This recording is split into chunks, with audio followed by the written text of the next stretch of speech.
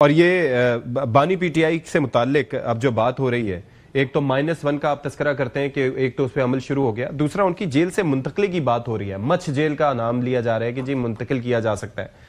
آپ کی اسیسمنٹ کیا ہے یا آپ کی خبر کیا ہے اس بابت؟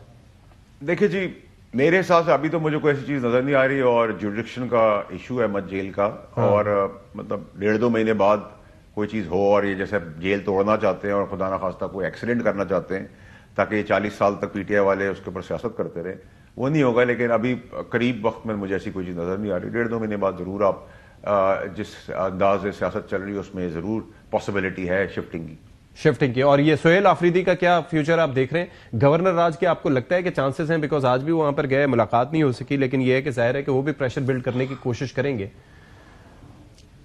عارضی نالائق وزیر اعلیٰ جن کو خود بتانا پڑتا ہے کہ میں وزیر اعلیٰ ہوں ایک صوبے کا، وہ اپنی سیٹ بچا رہے ہیں اور یہی طریقہ کار ہے۔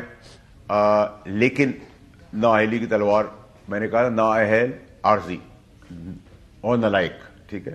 جب آپ کو خود بتانا پڑے کہ جی میں ایک صوبے کا وزیر اعلیٰ ہوں، وہ تو آپ نے دیکھا طریقے سے وہ بھی کرسی بچا کے سائڈ پہ نکل گئے ہیں، تو بڑی کلیئرٹی ہے کہ ہوئی الحجت بدماشی غنڈہ گردی کی اجازت نہیں ہوگی۔ کسی کا باپ بھی نہیں کر سکتا، میں بھی نہیں کر سکتا، میرا باپ بھی نہیں کر سکتا۔ اس سے زیادہ میں وہ کلیئر کیا کہوں؟ جو میں نے آپ کو لسٹ دی ہوئی ہے، نااہلی، بین، گورنر راج، 9 مئی کے کیسز، 9 مئی کے منطقی انجام، 9 کے اس کے بھگوڑے جو کے پی کے میں بیٹھے ہوئے، ہندوستان سے لنکیجز اور غداری، اس لسٹ کو آپ اپنے پاس بنا کے رکھیں، اس پر ٹک کرتے ہیں۔ جیسے جیسے چیزیں جس طریقے سے ایکشن ہوگا، ڈبل فورسفل ری ایکشن آئے گا۔ اچھا، آپ نے کہا تھا کہ بھگوڑے بیٹھے ہوئے ہیں، باقی سارے نام بھی لے رہے تھے آپ، تو شیخ وقاص صاحب سے وسیم بادامی نے پوچھا تو انہوں نے کہا میں تو کے پی میں ہوں ہی نہیں، تو مطلب اور وہاں پر تو ان کی اپنی حکومت ہی ہے، تو وہ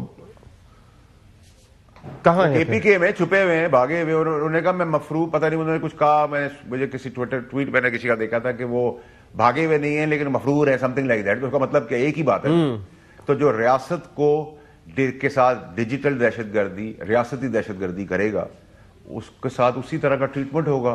جو اپنی فوج کو کھلے عام، جیسے میں نے کہا ایک سینیٹرشپ نہیں اس کی رہے گی، وہ ریاست کے افواج کے افسروں کو، عام آدمی کو بھی اوپن جان سے مارنے کی تھریٹ دے رہا ہے، گالیاں دے رہا ہے۔ تو میں نے تو کہا ہے، اور ایک ایمنیشن بھی مجھے نظر نہیں آ رہی رہتی ہوئی، مجھے تو بڑی کلیئرٹی ہے۔ میں تو اس میں آپ کو دو رائے بیچ میں نہیں، میں بزدلی سے بات نہیں کر سکتا، آپ کو پتا ہے میرا مسئلہ یہ ہے۔ ٹھیک ہے، بہت شکریہ آپ کا۔